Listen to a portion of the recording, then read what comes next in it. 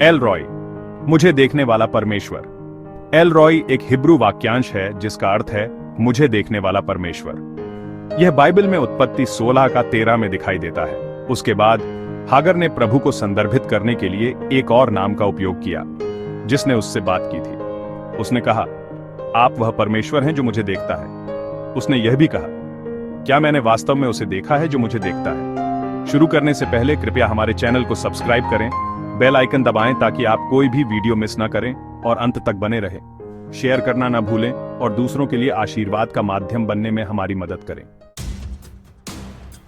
आइए हागर के दृष्टिकोण से कहानी देखें। यहाँ सारा एक बच्चे के लिए बेताब है। वह इतनी बेताब है कि वह अपने पति से अपनी नौकरानी हागर के साथ सोने के लिए कहती है। हागर के पास कोई आवाज नहीं थी। एक दासी होने के नाते किसी ने उसकी राय नहीं पूछी। हागर एक बाहरी व्यक्ति, एक विदेशी और एक दासी थी जिसका उपयोग अब्राम और सारे के बच्चे पैदा करने के लिए किया गया था।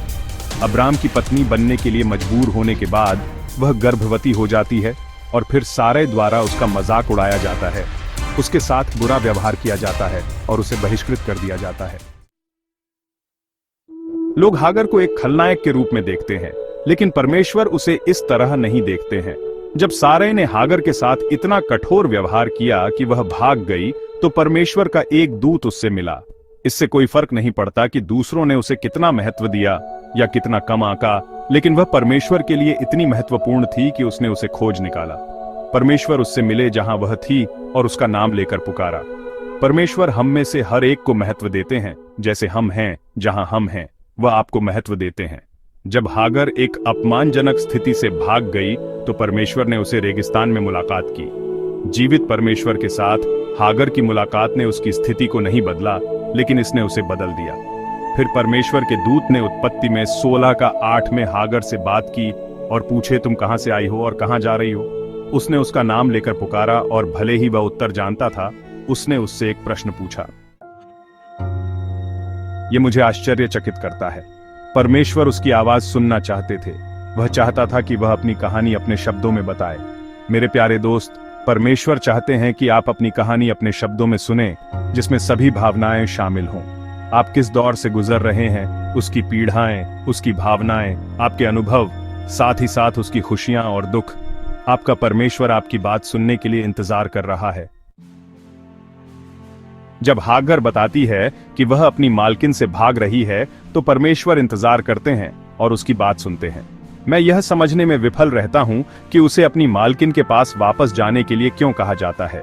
उसे वापस भेजना एक बुरा विचार लगता है, लेकिन घर की सुरक्षा के बिना, गर्भवती और रेगिस्तान में अकेली, बिना भोजन या देखभाल के, जब वह इस भयानक भाग्य का सामना करती है, तो हागर को एक वादा दिया जाता है परमेश्वर की ओर से, जो उसकी स्थिति को बदल देता है।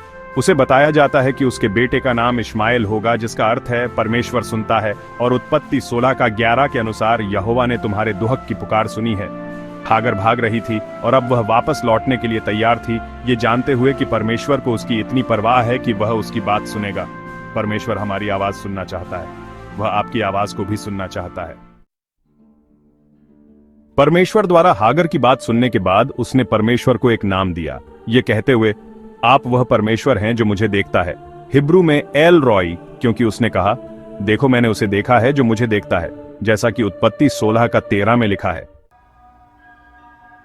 कभी कभी हम अदृश्य महसूस करते हैं जब लोग हमारे ऊपर ध्यान नहीं देते हैं। यह सुनने के माध्यम से ही हागर को पता चला कि परमेश्वर ने उसे देखा है।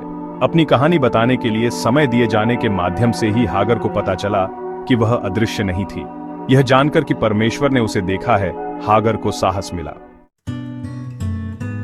जिस कुएं पर स्वर्गदूत ने हागर को पाया, उसे बीर लाही रोई कहा जाता था, जिसका अर्थ है जीवित व्यक्ति का कुआं जो मुझे देखता है।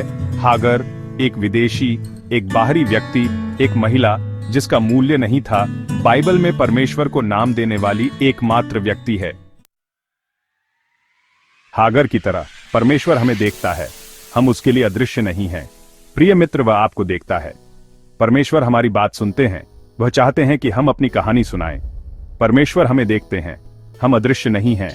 ऐसा इसलिए है क्योंकि परमेश्वर हमें महत्व देते हैं। हमें हम जो हैं उसके लिए प्यार और महत्व दिया जाता है, न कि इसलिए कि हम क्या कर सकते हैं।